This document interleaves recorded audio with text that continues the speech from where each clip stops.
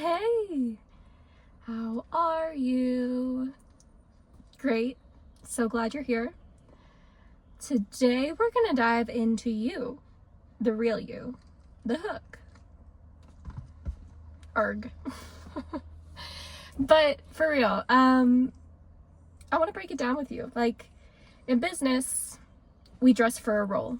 Presentation day, you bring your A game. Tailored up, buttoned up, every detail considered. Even on casual days, there's a balance between polish and ease. We've been raised to believe that if I'm being seen, I better look the part. And for generations that didn't grow up with a camera in their pocket, that belief runs really deep.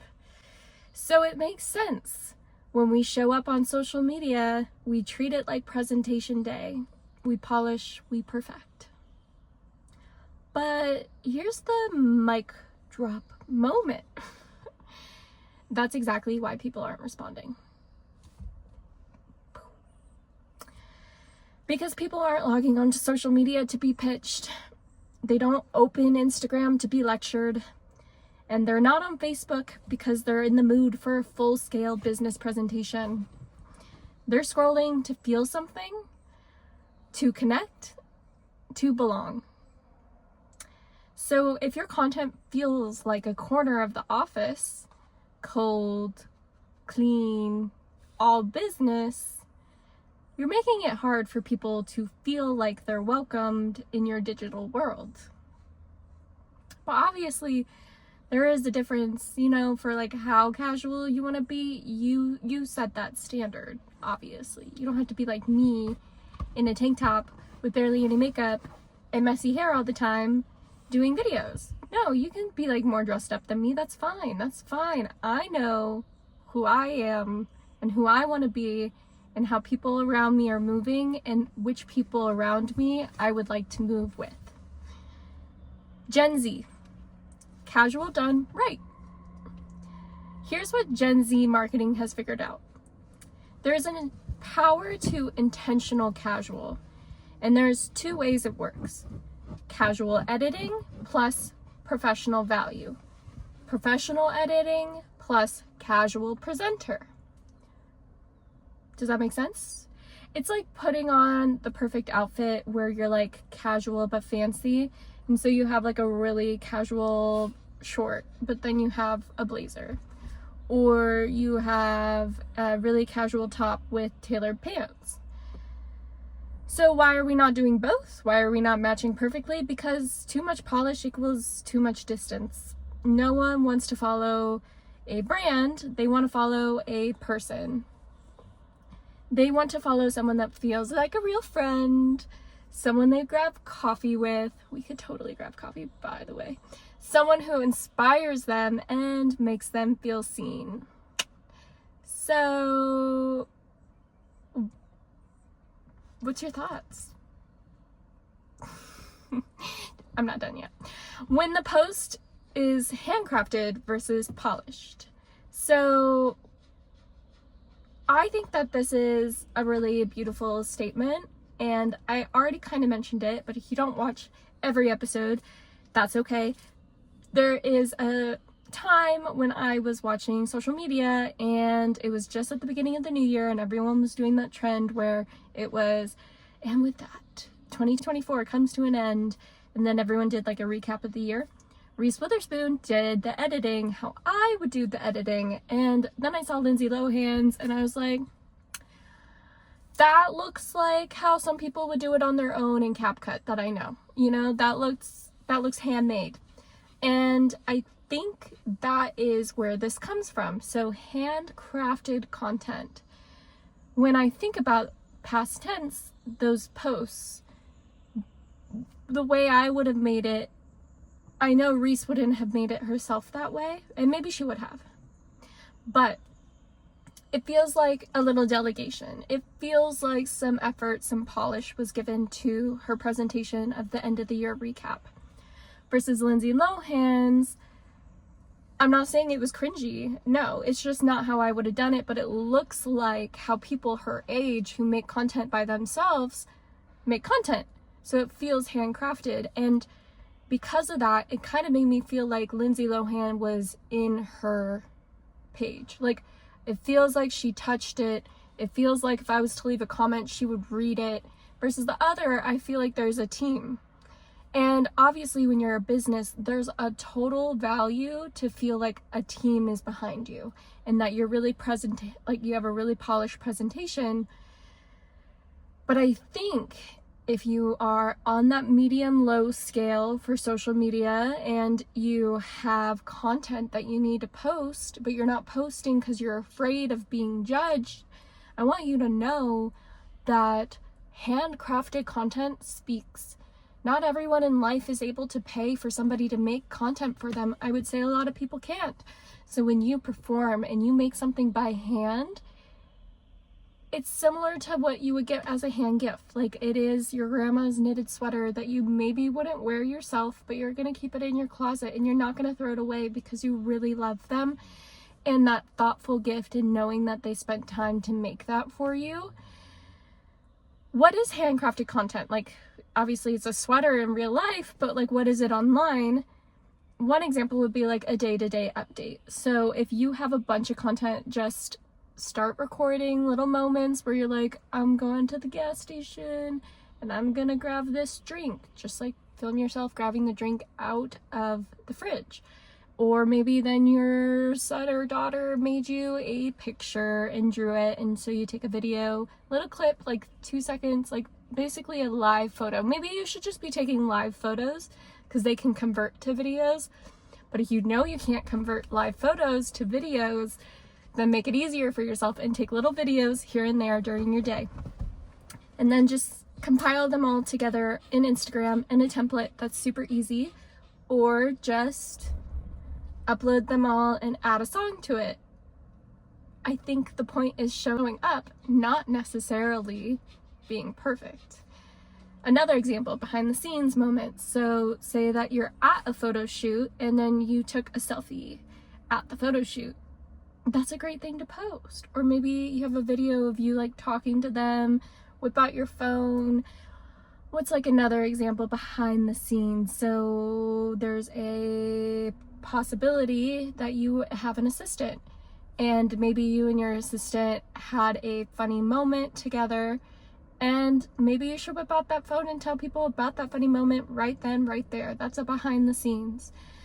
Quick thoughts or insights. So if you are just in your car, sitting in the driveway because you're getting stuff done, and all of a sudden you just have a great idea, start recording, tell the camera what you think, and upload it. Real-time trend response. The Met Gala just happened. Do you have any thoughts? Do you? I'm curious if you have any thoughts. But Met Gala is a trend, so like everyone's talking about it. Sorry, this one's almost out. So, you know, that's real time. It is currently something that everyone's talking about. I have a thought on it. I'm gonna share. And what that does is it allows you to be a part of the wave, the current that's moving in the direction of whatever topic that is. And so you get to run into all the fish in that stream. Building trust plus reliability. So when you're building trust and reliability, it's something about consistently showing up. If I am constantly available to somebody, they feel like they can come to this spot in the hallway and they always know I'm there, and it doesn't have to be every single zone. Like, I have a preference for Instagram, but I do pop into Facebook and I do go there quite a bit, and some people are more Facebook heavy and then some people are more LinkedIn heavy. Would tell you to spend a little bit more time on LinkedIn. LinkedIn is the new spot. I'm telling you, people are going to LinkedIn. They also upgraded some of their features, so like interacting and engaging is a little bit easier and more UI positively designed. So then the polished content, and I believe 80-20 rule, 80% personal branding, 20% sales, 20% polished content, 20% sales. So polished content is best for authority. So those would be like big launches, client-facing campaigns, evergreen resources, and showcasing luxury services or premium brand presence. If you really want to make a splash, if you really want to make something memorable, you spend that extra dollar, and because you have that 80%, you almost give that dollar spent more value, because it's kind of like you need to have a room full of things to make one thing look really expensive. Otherwise, you just have one thing and it's that high, and so like people don't have a pillar to distinguish what cost it compares to, especially for your own presentation. Like if you really want to extra sparkle and extra be extra polished, they have to see you unpolished first. And I think that strong contrast strategy blends both the handcrafted content and the polish when it's time to elevate, so that you can purposely control your reaction. It's like chemically you're setting people up to feel a certain way. So if you're casual, they will feel casual. Like right now, I'm trying to teach you something, but I don't want it to feel hard. I don't want it to feel so serious. It's not serious, and I don't want you to come into social media feeling so serious, so I don't dress up seriously. I love dressing up. I love wearing a blazer, honestly, but I'm not here sitting wearing a blazer trying to teach you, because I think if I presented myself that way, your mind would change. Your perception of how this conversation is about to go down, you would feel serious. You would feel like there's something that I need to do and it has to be done exactly right. That's not the conversation we're having. I'm telling you that you have to be flexible with yourself. You have to be kind to yourself. I'm a friend coming to you, telling you that we want to see you and see your business thrive, and you have to show up to show us. Show up or show out. Come on, friend. Let's grab coffee. So what this means for you, your future clients, they've got time to scroll. They're watching, listening, choosing who they let in, and you want them to choose you. Not because you look perfect, but because you feel real. Not because your feed looks like a corporate ad, but because it feels like a conversation.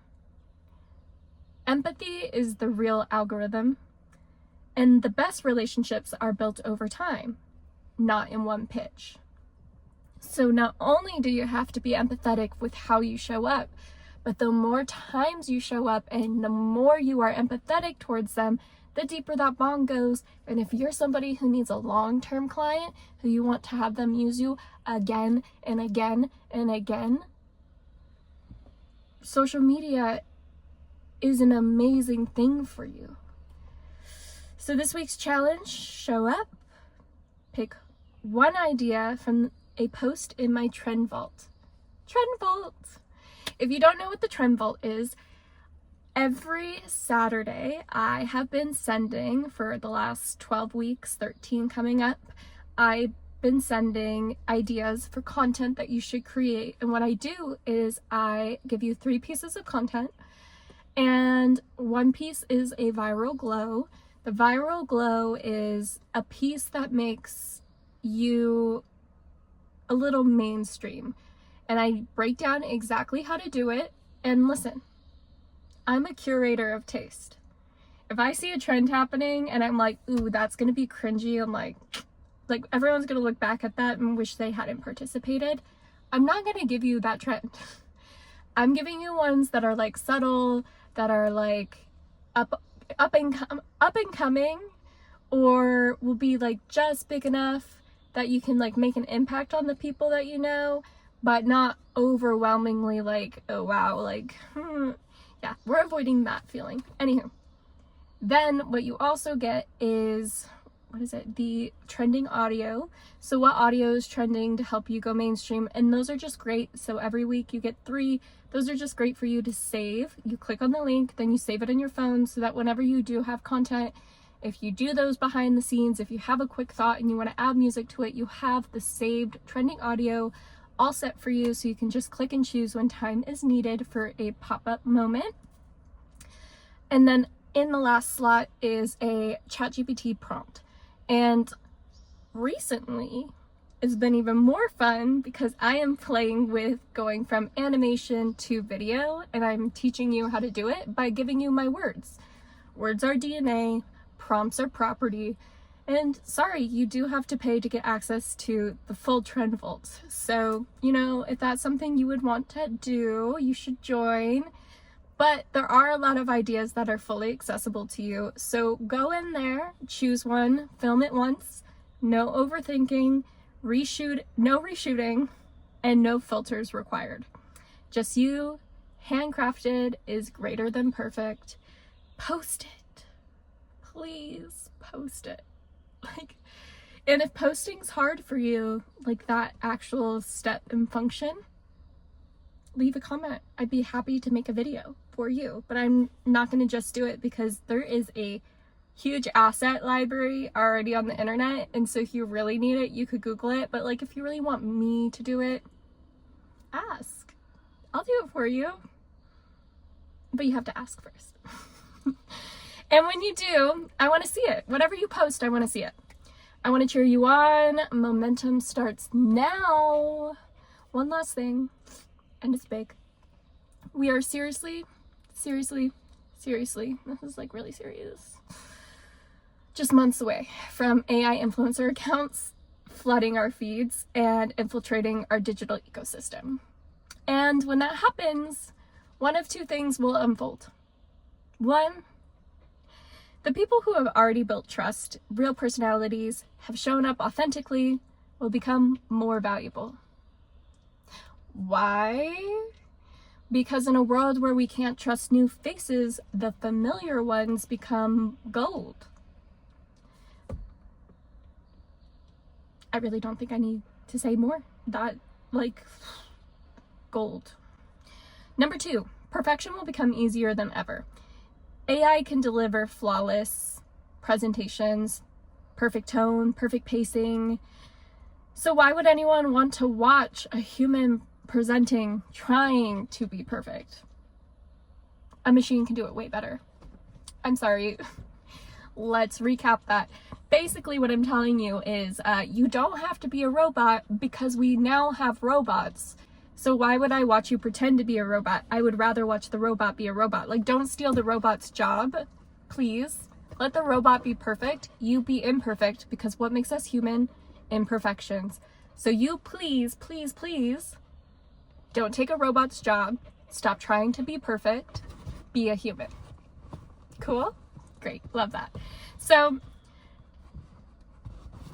we don't need or want humans to be perfect anymore. We need your flaws. We need your stumbles, your unscripted raw emotion, because those little imperfections, that's how we know you're real. Because like I said in the first part, we can't trust new faces anymore online. The digital space is shifting. The line between real and artificial is blurring. And until laws catch up, digital trust will become the new currency.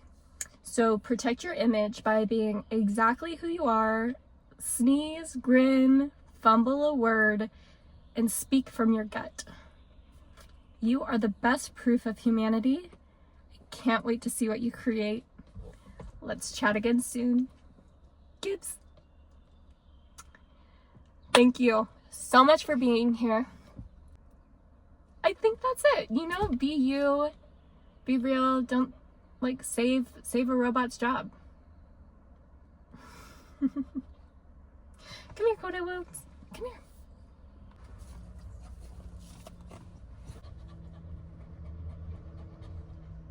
Bye, everyone.